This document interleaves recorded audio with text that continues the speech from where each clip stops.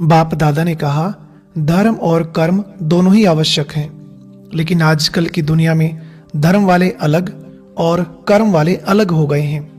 कर्म वाले कहते हैं कि धर्म की बातें नहीं करो, सिर्फ कर्म करो, और धर्म वाले कहते हैं कि हम तो हैं ही कर्म सन्यासी।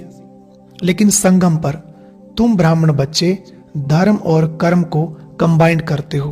वैसे तो कहावत है कि एक म्यान में दो तलवारें नहीं रह सकती, लेकिन इस संगम पर असंभव बात भी संभव हो जाती है। यहाँ एक ही समय में दोनों बातें साथ साथ चलती हैं, इसलिए तो इसको विशेष युग कहा जाता। बाबा ने कहा जो बच्चे इस बात के कंबाइंड रूप में अभ्यासी हैं, वही इस संगम युग के कंबाइंड रूप का अर्थात बाप और बच्चे के कंबाइंड रूप का अनुभव कर सकते हैं, और फिर वही भविष्य प्रारब्ध का भी अर्थात श्री लक्ष्मी और श्री नारायण के कंबाइंड रूप का भी अनुभव कर सकेंगे। धर्म का अर्थ ही है दिव्य गुणों की धारणा करना और याद स्वरूप की धारणा करना।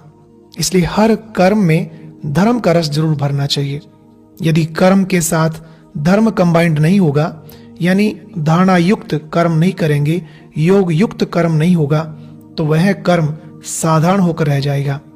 तो चेक करते रहो कि धर्म और कर्म दोनों साथ साथ चल रहे हैं।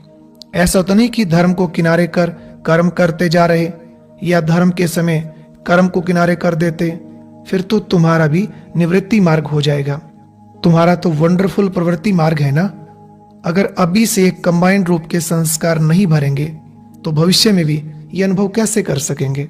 तो आज से हर कर्म करते चेक करो कि धर्म और कर्म साथ साथ चल रहा है। और अभी सुनते हैं आज की अव्यक्त मुरली।